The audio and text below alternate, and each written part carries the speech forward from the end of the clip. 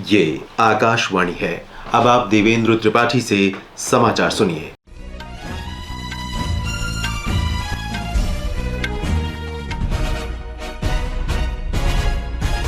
प्रधानमंत्री नरेंद्र मोदी ने कहा है कि अगले 5 वर्ष राष्ट्र के लिए महत्वपूर्ण है, क्योंकि इस अवधि में देश को विकसित भारत की दिशा में लंबी छलांग लगानी है। नई दिल्ली में भाजपा के राष्ट्रीय अधिवेशन के समापन संबोधन में प्रधानमंत्री मोदी ने कहा कि भाजपा कार्यकर्ता वर्ष में प्रत्येक दिन 24 घंटे देश की सेवा में कुछ न कुछ करते रहते हैं, लेकिन उन्हें अगले 100 दिनों में नए जोश और नए विश्वास के साथ काम करना होगा। हम सबको जुट जाना है, हर नए वोटर तक पहुंचना है, हर लाभार्थी तक पहुंचना है, हर वर्ग, हर समाज, हर पंथ, परंपरा, सब लोगों के पास पहुंचना है। हमें सबका विश्वास हासिल करना है। प्रधानमंत्री ने कहा कि एनडीए को 400 सीटों तक ले जाने के लिए भाजपा को 370 सीटों का आंकड़ा पार करना होगा। श्री मोदी ने कहा कि पूरे राष्ट्र का मानना है कि भाजपा सरकार ने देश को भ्रष्टाचार और आतंकी हमलों से मुक्त बनाया है तथा गरीब और मध्यम वर्ग के लोगों के जीवन में सुधार किया है।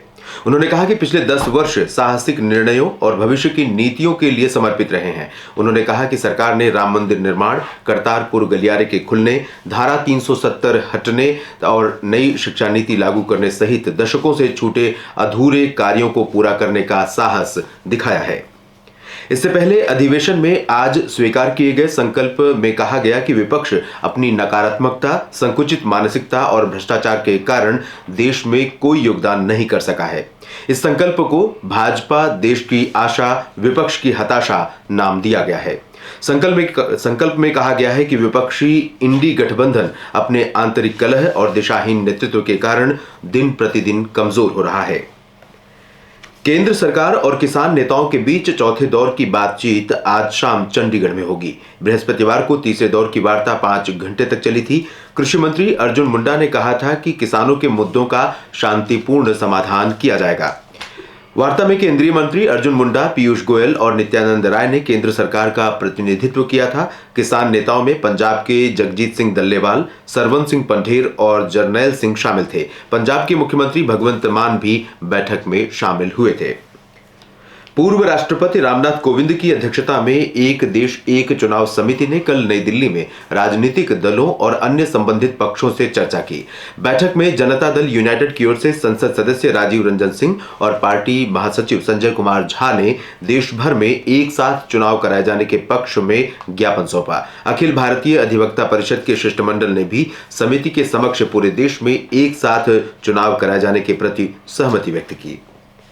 मुख्य निर्वाचन आयुक्त राजीव कुमार ने कहा है कि निर्वाचन आयोग सर्वोच्च न्यायालय के आदेशानुसार चुनावी बॉन्ड के माध्यम से चंदा लेने और देने वालों के सभी विवरण तय समय सीमा के भीतर प्रकाशित करेगा।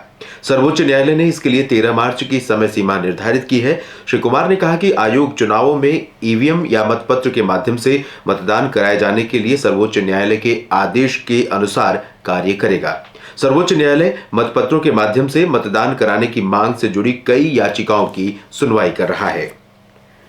50 से अधिक देशों की नौसेना का अभ्यास मिलन कल से विशाखापत्तनम में शुरू होगा। ये अभ्यास 27 फरवरी तक चलेगा। इसका विषय है सशक्त नौसेना, सुरक्षित नौवहन। इस दौरान हवाई रक्षा, पनडुब्बी रक्षा और जमीनी युद्ध अभ्यास का कौशल का अभ्यास किया जाएगा। अभ्यास में भारतीय नौसेना के लगभग 20 युद्धपोत और 50 विमान हिस्सा लेंगे। मिलन अभ्यास का उद्देश्य समुद्री व्यापार को सुरक्षित बनाना है। गुजरात के राजकोट में तीसरे क्रिकेट टेस्ट मैच में भारत ने इंग्लैंड को 557 रन का लक्ष्य दिया है। जवाब में इंग्लैंड ने ताजा समाचार मिलने तक 7 विकेट पर 61 रन बनाए हैं। इससे पहले भारत ने दूसरी पारी 4 विकेट पर 430 रन बनाकर घोषित कर दी। यशस्वी जायसवाल शानदार 214 रन और सरफराज खान 68 रन बनाकर अविजित रहे। शुभमन गिल ने 91 रनों की पारी खेली। भारतीय महिला टीम ने पहली बार बैडमिंटन एशिया टीम चैंपियनशिप का खिताब जीत लिया है। आज फाइनल में भारत ने थाईलैंड को 3-2 से हराया। पीवी सिंधु, अनमोल खर्ब तथा त्रिशा और गायत्री ने शानदार प्रदर्शन कर भारत को स्वर्ण पदक दिलाया। इसके साथ ही ये समाचार बुलेटिन समाप्त हुआ।